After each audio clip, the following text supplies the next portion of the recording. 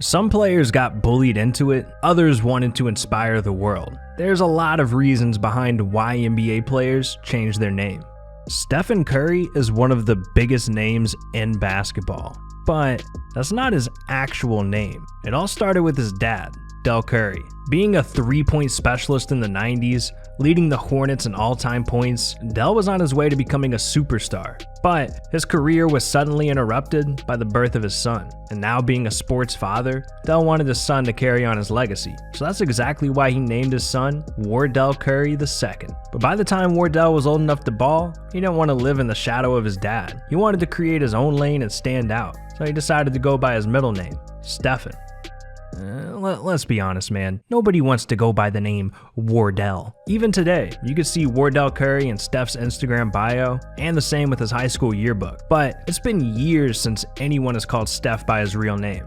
Until this reporter decided to catch Steph off guard and give him some childhood flashbacks. Wardell, why is Kelly so good at putback dunks?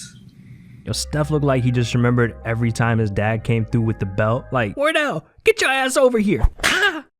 Nene Hilario's name didn't come from his parents. It came from his environment. And if it weren't for this name, he wouldn't be who he is today.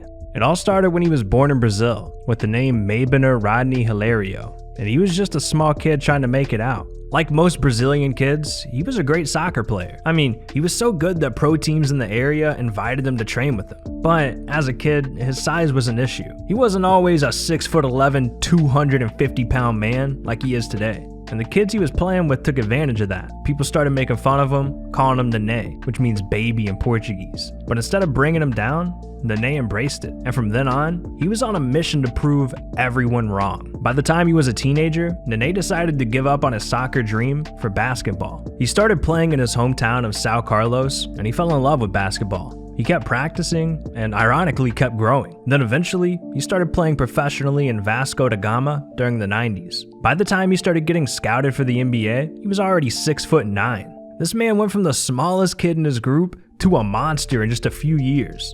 But deep down, he still felt like Nene. Then in 2002, it happened. He was drafted with the 7th pick in the NBA draft to the New York Knicks, but they called him by his actual name. He was immediately traded to the Nuggets, and a lot of people thought things would be different now. But during his rookie season, he wanted to be known for what he came from. When a Nuggets reporter asked if he was going to switch up his name, he said, "Yeah, it will. I'm going to change it to Nene, but I'll keep the same number, 31. You don't make changes on a winning team, right?" Unfortunately, he ended up changing teams and numbers. But with the legacy he built, he'll forever be Nene. Ron Artest set an NBA record that will never be broken. The most name changes by an athlete ever.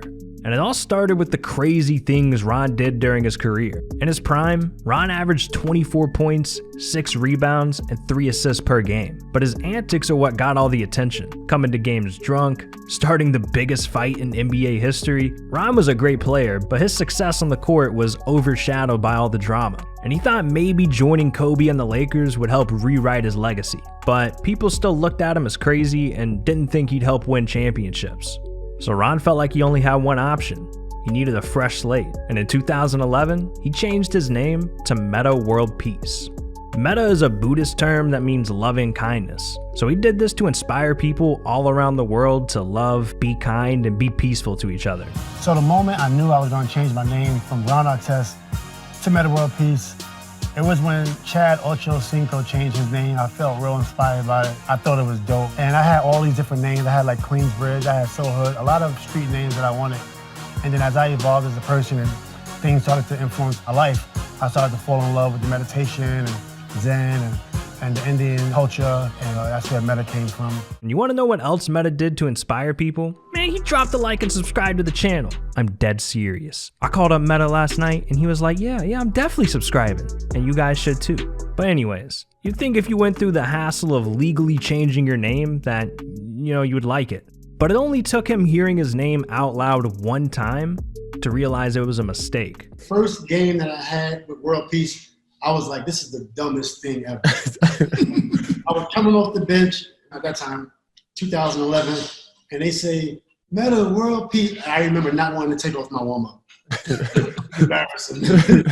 But this was just the first time he changed his name. He stuck with Meta World Peace for a few years. Then in 2014, he decided to shock the world. He signed a deal to go play basketball in China, then tweeted out, "New Chinese name coming soon. You guys are gonna love it." And a couple of days later, he officially changed his name to the Panda's Friend. I'm not joking. This man literally had this name on the back of his jersey. But Ron still wasn't done changing his name. A few years ago, he started dating model Maya Ford, and they eventually got married in 2020. Because of this, he changed his name for a third time. So what's funny is I got married, and my name now is Meta Sandiford Artest. So I actually took my wife's last name and then... At least this time it actually kind of makes sense. But he usually only lasts a few years with each name, so I'm just waiting for this dude to work with Taco Bell and change his name to Crunchwrap Supreme or something. What if I told you Kareem Abdul-Jabbar is not who you think he is? He was born on April 16th, 1947 as Ferdinand Louis Alcindor Jr. And during his younger days, he went by Lou Alcindor, putting his middle name first. And that's what he was known as when he dominated high school basketball with 2,067 points. And with UCLA, when he put up 26.4 points and 15 rebounds per game to win 3 championships. But in 1968, the year before he was drafted to the NBA, Lou took a stand. He boycotted the Olympic Games and an anti-racism protest because of injustice going on in the US. At that time, tensions were high. Martin Luther King had just been assassinated. And because Lou was a celebrity at the time, he didn't want to play basketball and distract the world from these issues going on. He talked about this and said, "I came to realize that the Lou Alcindor everyone was cheering wasn't really the person they imagined. They wanted me to be the clean-cut example of racial equality, the poster boy for how anyone from any background, regardless of race, religion, or economic standing, could achieve the American dream. To them, I was the living proof that racism was a myth." But Lou admired people like Martin Luther King, Muhammad Ali, and Malcolm X. So shutting up and dribbling was not the answer. Inspired by Cassius Clay changing his name to Muhammad Ali, Lou converted to Islam and changed his name to Kareem Abdul-Jabbar. The name means noble one or servant of the Almighty. But the backlash from his conversion to Islam was already bad enough, and he was forced to keep his new name a secret. So he played out his first 2 NBA seasons as Lou Alcindor, until the Bucks won their first ever championship. Then in 1971, the day after they did that, he decided to announce his new name, and Kareem Abdul-Jabbar was officially born. Choosing to change your name to Kareem Abdul-Jabbar, why was that important for you during the time that you did it? It was very important because Black Americans had a whole situation imposed upon them. People were brought here from Africa, the names were changed, and they were forced into some very terrible, deprived circumstances. Right. Slavery was not a great experience, and we came out of it very damaged. And in order to repair, we have to reassert our identities. I decided I wanted to change my name to something that had to do with monotheism that they practiced in Africa to some degree. And I became interested in Islam, and it was for myself, for my own identity that I wanted to assume, not something that was imposed on me. Hakeem Olajuwon's name is a lie. That name came late in his NBA career. When he first started playing basketball, he was something different. He grew up in Nigeria, and over there, names can be spelt differently. So when his name was translated to English, it became Hakeem. In high school, college, and the NBA, people were spelling his name the English way, but that was always wrong. And in basketball, he was talking back to refs, getting technical fouls, and fighting players. So he was known as this aggressive player named Hakeem.